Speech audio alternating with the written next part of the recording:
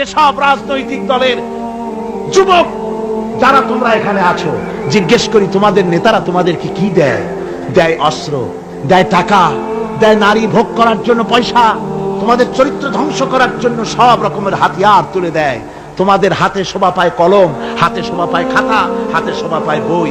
বই খাতা কলমের পরিবর্তে তোমাদের নেতারা তোমাদের হাতে তুলে দেয় স্টেন গান, তুলে দেয় হেরোইন, তুলে দেয় টাকা। এরা তোমাদের নেতা নয়, এরা তোমাদের জীবনের দুশ্মন। কি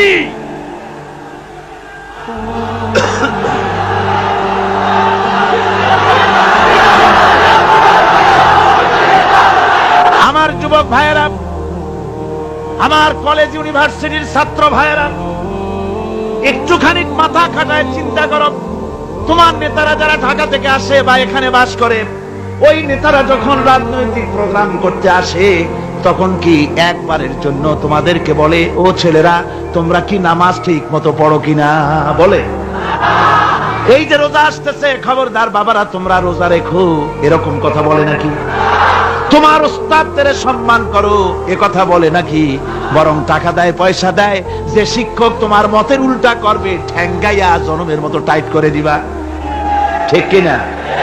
তোমার নেতারা কি কোনোদিন বলে নাকি, ও আমার সংগঠনের ছেলেরা মা বাপের খেদমত করবে, মা বাপের সম্মান করবে, খবরদার মা বাপের সঙ্গে বেয়াদবি করবে না, সন্ত্রাস করবে না, অস্ত্রবাজি করবে না, মানুষকে কষ্ট দিবে না, এমন কোন কথা বলে না? আমার যুবকেরা শোনো, ওরা টাকা দিয়ে, অস্ত্র দিয়ে, পয়সা দিয়ে, মদ দিয়ে ওরা নিজেদের ক্ষমতা টিকায় রাখার জন্য তোমাদেরকে লাঠির মতো ব্যবহার করে। সুতরাং আজকে তরুণদেরকে বুঝতে হবে, তরুণেরা ভালো করে বুঝো, তোমরা রাসূলের সৈনিক। কার সৈনিক? যুবকরাই হচ্ছে ইসলামের সম্পদ। ইসলামের সম্পদ কে? তরুণ আর যুবকেরা। তোমাদের অবদান ইসলামে সব চাইতে বেশি। মনে রাখবেন যুবকেরা, শোনো, ইসলাম প্রতিষ্ঠিত হয়েছে তোমাদের রক্তের উপরে। কাদের রক্তের উপরে? যুবকদের রক্তের উপরে। যারা ইসলাম প্রথম কবুল করেছিলেন তারা কিন্তু বুড়ো ছিলেন না কেউ। প্রথম যে ব্যক্তি ইসলাম কবুল করলেন, হযরতে সাইয়্যিদুনা আবু বকর সিদ্দিক রাদিয়াল্লাহু তাআলা আনহু, বয়স ছিল 37 বছর। 37 বছর বয়সে দাঁত টাত পড়িয়া খুনখানা বুড়া হয়ে গেছিল নাকি? হযরত ওমর ইসলাম যখন কবুল করেন তখন তিনি ছিলেন 26 বছরের টকবকে যুবক।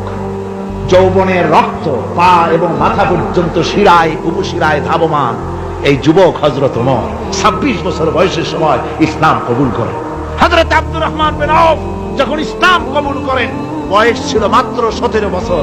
হযরত আলী যখন ইসলাম কবুল করেন তখন বয়স ছিল মাত্র 8.5 বছর।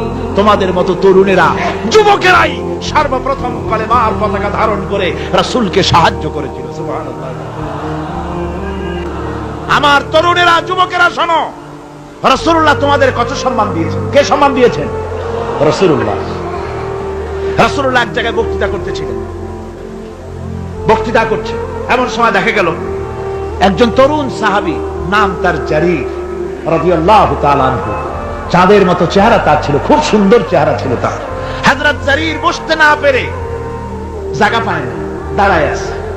রাসূল নিজের গায়ের চাদরটা খুলে জারীরের দিকে নিক্ষেপ করলেন, বললেন, জারীর দাঁড়িয়ে আছো, আমার চাদরের উপরে বসো। সুবহানাল্লাহ। হযরতে জারীর রাসূলুল্লাহর চাদর নিয়ে চুমা খাইতে লাগলেন আর বললেন, আকরামাকাল্লাহ কামা আকরামতানি ইয়া রাসূলুল্লাহ। হে রাসূল, আল্লাহ আপনার সম্মান আরো আরো অনেক বাড়িয়ে দিক, যেমন আপনি আমাকে মর্যাদা দিলেন। হে রাসূল, আপনার চাদরে পৃথিবীর কোন মানুষ বসতে পারে? আমার তরুণ ভাইয়েরা, আমার যুবক ভাইয়েরা, তোমাদেরকে রাসূল মহব্বত করতেন, ভালোবাসতেন সবচেয়ে বেশি। তোমরা আজ বাতিলের শিকার। কার শিকার? বাতিলের শিকার।